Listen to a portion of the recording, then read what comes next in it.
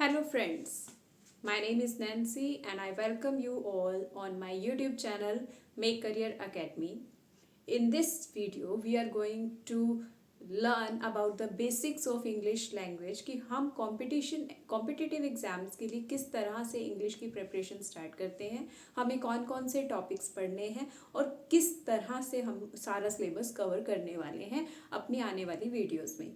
तो सबसे पहले जब भी हम किसी लैंग्वेज को पढ़ रहे हैं, किसी भी लैंग्वेज को समझना सीखना शुरू करते हैं, हम उसके बेस से स्टार्ट करते हैं और वो बेस होता है उसके अल्फ़ाबेट। ठीक है, कोई भी लैंग्वेज है, I am talking about English, तो सबसे पहले जब हम इंग्लिश को समझ रहे हैं सीख रहे हैं, हम सबसे पहले उसके अल्फ़ाबेट सीखेंगे। ठीक है, सबसे पहले हमने क्या सीखना है, उसके अल्फ़ाबेट सीखेंगे। अल्फ़ाबेट का मतलब होता है वर्णमाला। ठीक है, वर्णमाला किसी भी लैंग्वेज को लिखने के लिए जो लेटर्स होते हैं उनको जब हम एक सिस्टमेटिक वे से एक ग्रुप में रख देते हैं तो उसके अल्फ़ाबेट होते हैं। तो इंग्लिश के अल्फ़ाबेट में कितने लेटर्स हैं? 26 letters are there in English language. ठीक है, इंग्लिश लैंग्वेज के 26 लेटर्स हैं और इन लेटर्स को हम 2 कैटेगरीज में डिवाइड करते हैं on the basis of their sounds. जैसे हम उसको 2 कैटेगरी में डिवाइड करते हैं, vowel sounds and consonant sounds.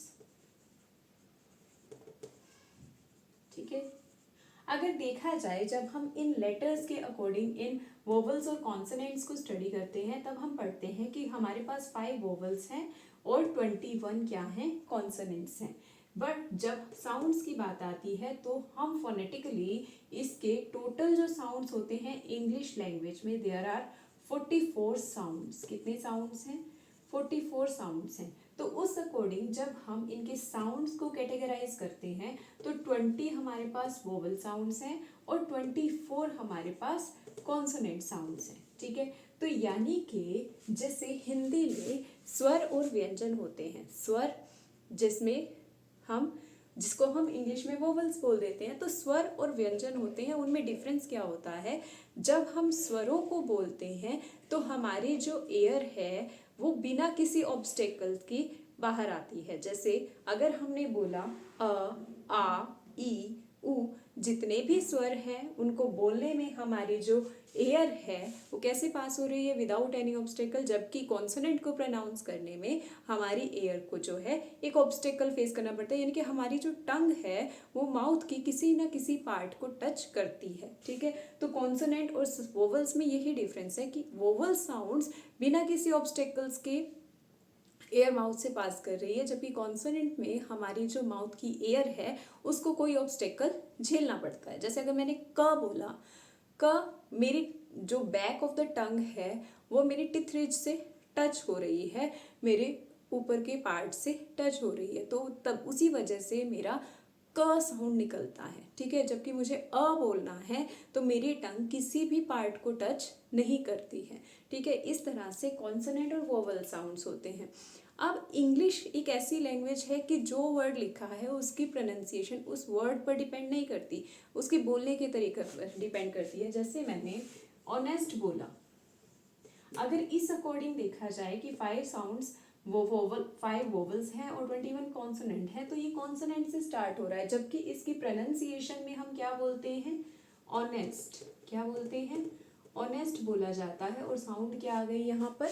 Vowel sound आ गई। यानी कि हम इंग्लिश लैंग्वेज को जब स्टडी कर रहे हैं हम उसके अल्फ़ाबेट तो सीख कर आ रहे हैं। ठीक है, हम उस लेवल पर हैं कि हमें ये 26 लेटर्स तो पता हैं, उनमें हमें ये भी पता है कि हमारे पास ए ई आई ओ और यू, ये हमारे वोवल्स हैं। ठीक है, ये वोवल्स हैं और ये साउंड कितने तरह के निकालते हैं? 20 टाइप के साउंड्स ये निकालते हैं। ठीक है, तो ये जो वोवल्स हैं ये 20 टाइप के साउंड्स प्रोड्यूस करते हैं। ठीक है, उसके अलावा जो हमारे 21 कॉन्सोनेंट लेटर्स बचे वो 24 साउंड्स क्रिएट करते हैं। कि सिर्फ 21 वो साउंड्स नहीं दे रहे, वो कितने साउंड्स दे रहे हैं? 24 साउंड्स दे रहे हैं। तो ये हो गया हमारा बेसिक अल्फ़ाबेट यानी कि वर्णमाला। वर्णमाला में 26 लेटर्स हैं, वोवल्स और कॉन्सोनेंट 5 वोवल्स हैं और 21 कॉन्सोनेंट्स हैं। जब साउंड्स की बात आती है तो वोवल साउंड 20 है, यानी कि ए ई आई ओ यू 20 तरह के साउंड्स प्रोड्यूस करते हैं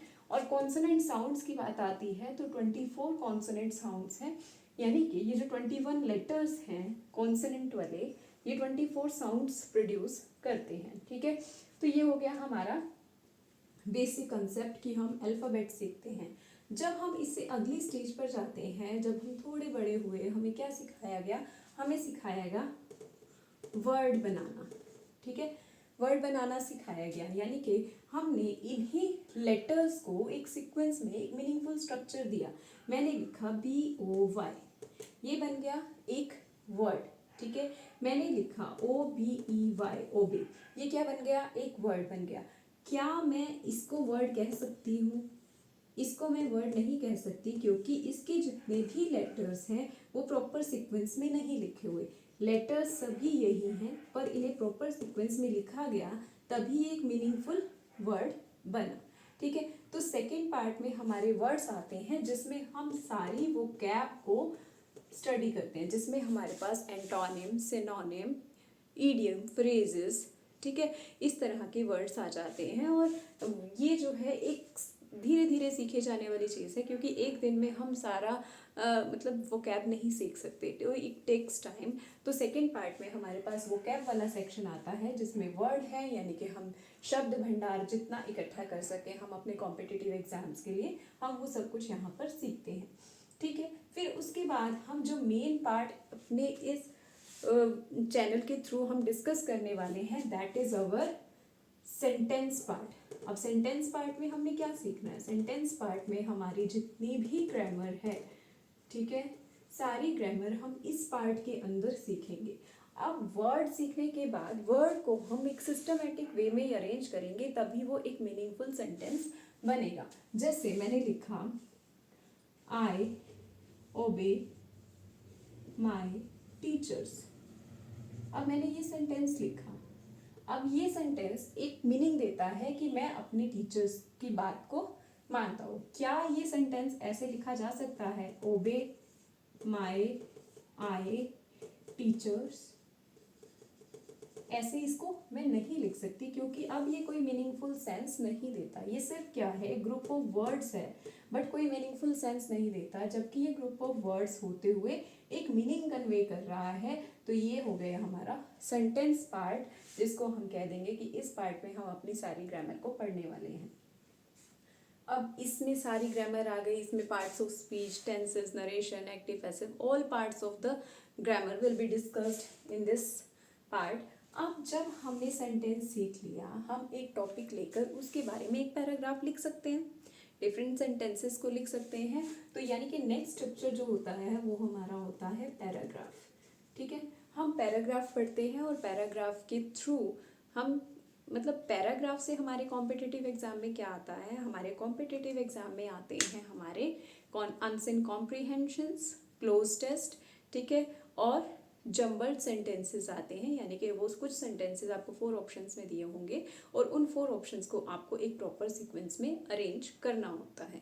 तो this is the basic part of our English language, और कॉम्पिटिटिव एग्जाम्स में हमें ये सब चीज़ें सीखनी है। ठीक है, अल्फ़ाबेट हम सीख चुके हैं, वर्ड्स में हम वोकैब वाला सेक्शन जितना हम डाटा कलेक्ट कर सकते हैं हमें करना चाहिए, और क्योंकि वोकैब से कहीं से भी आपका क्वेश्चन आ जाता है। उसके बाद आपका सेंटेंस में हम पूरी ग्रामर पढ़ने वाले हैं, सब्जेक्ट क्या है, वर्ब क्या है, ऑब्जेक्ट क्या है, पार्ट्स ऑफ स्पीच क्या है, सब कुछ इस पार्ट में डिस्कस होगा। और फिर उसके बाद हमारा cloze test, answer comprehension, jumble sentences and all the things will be covered in this part. ठीक है, thank you, have a nice day.